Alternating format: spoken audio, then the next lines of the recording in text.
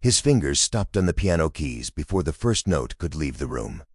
George Michael stared down at the narrow gap beneath the music stand, where the corner of an old photograph had slipped into view. The house was quiet. The lamp was low, and suddenly the piano was no longer an instrument. It had become a hiding place. He pulled the photograph out slowly, as if quick movement might damage the memory. Dust clung to the edges. The paper had softened with age. For a moment, he did not breathe. The face in the photograph was not on a stage, not in a headline, not frozen for the public. It belonged to a life that had once felt reachable. The piano had held many things over the years: songs, silence, anger, prayer, nights, when he sat alone because sleep would not come. But this photograph felt different. It was not music he had written. It was evidence of someone he had tried to keep close without letting the world touch them. He sat back on the bench and held the picture in both hands. The room around him seemed to retreat. The walls softened. The present thinned. Somewhere inside that small square of paper was a younger version of George, before grief had settled so heavily in his shoulders. He looked at it and felt time move backward. Maybe it was Anselmo, smiling in a private moment. Maybe it was his mother Leslie, caught in ordinary warmth. Maybe it was a picture no one else would have understood, because the meaning lived in the silence around it. George did not need an inscription. His body remembered before his mind explained. He had hidden pieces of himself everywhere, in songs, in locked drawers, in careful interviews, in jokes that kept people from looking too deeply. The world thought it knew him because it knew his voice. But the most important things were often kept where no camera would think to search. The photograph had been tucked inside the piano for a reason. Not carelessly lost, not forgotten in the ordinary way. Hidden near the place where pain became music. Hidden where his hands returned whenever words failed him.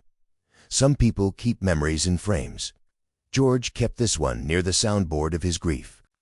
He remembered nights when the house felt too large, the kind of nights older hearts understand.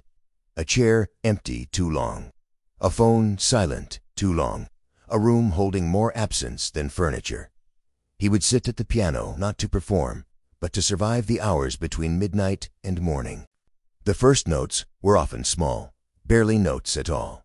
A hand resting on ivory, a chord pressed and released, a melody circling because the heart was not ready to say the name underneath it. George could make sadness sound beautiful, but beauty did not mean the sadness had become lighter. The photograph must have watched those nights from its hiding place, while he wrote, while he stopped, while he leaned forward with his head in his hands, while the world outside waited for another song, another explanation, another George Michael to admire. The picture saw the man no audience could reach. He touched the edge of the photograph with his thumb. That small motion carried more tenderness than a speech. George had been loved loudly by strangers, but the love that shaped him most was quieter. It lived in kitchens, hospital rooms, hotel rooms, phone calls, and private spaces where a man finally lowers his guard. Fame teaches people to preserve the wrong things. Awards in cabinets, magazine covers, gold records. But grief preserves differently. It saves a laugh, a shirt sleeve, a look across a room, a photograph hidden inside a piano, because the heart cannot bear to lose the last small proof. He may have smiled then, but it would not have been the smile from videos. It would have been smaller, more painful, the kind of smile that arrives when a memory gives you both comfort and a wound. Some photographs do not show the past, they reopen it. The house remained still around him. No applause, no band, no one calling his name, only the piano, the photograph, and the old ache of remembering. For a man who had filled arenas, it was strange how often the most important moments happened in rooms small enough to hear his own breathing. He placed the photograph on the piano lid and tried to play. The first chord came out uneven. His hand was not steady. He stopped, looked at the picture again, and for a second the song seemed to be waiting for permission, not from the public, from the person in the photograph. That is what people often miss about George Michael's music. It did not only come from talent, it came from rooms like this, from objects no one saw, from grief folded into ordinary things, from the way a photograph can turn a piano into a confession before a single lyric exists. He had spent so much of his life being asked to explain himself, why he disappeared, why he changed, why his songs grew sadder, why his eyes seemed older. But how do you explain a photograph hidden inside a piano? How do you explain that some memories are too sacred to display and too painful to throw away? The picture did not ask anything from him. That may have been why he could look at it for so long. The public asked, the press asked, the industry asked, even love sometimes asked. But memory only sat there in his hand, quiet and merciless, reminding him that what was gone had once been real. Maybe the photograph had slipped out because the piano had shifted over time. Maybe a cleaning hand had moved something. Or maybe grief has its own timing. Maybe it waits until a man is tired enough, quiet enough, unguarded enough, and then it places the past directly in front of him. George finally played again, slowly, not for an album, not for a crowd, not even for the room. The notes moved around the photograph like someone walking carefully around a sleeping child.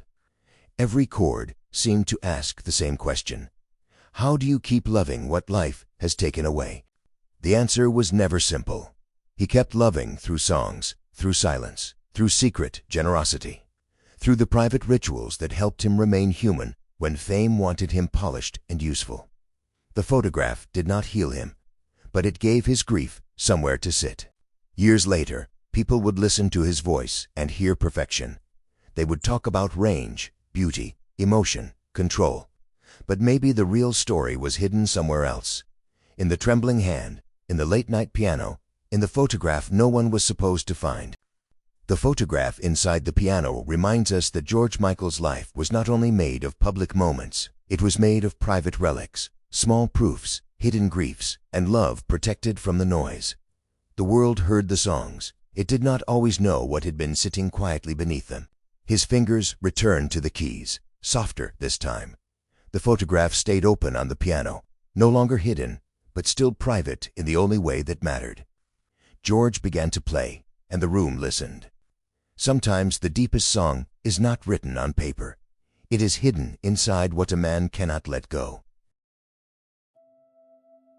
If this story changed the way you remember George Michael, stay with us. There are more untold chapters still hidden behind the voice, the fame, and the silence. Like the video, subscribe, and let the next story find you.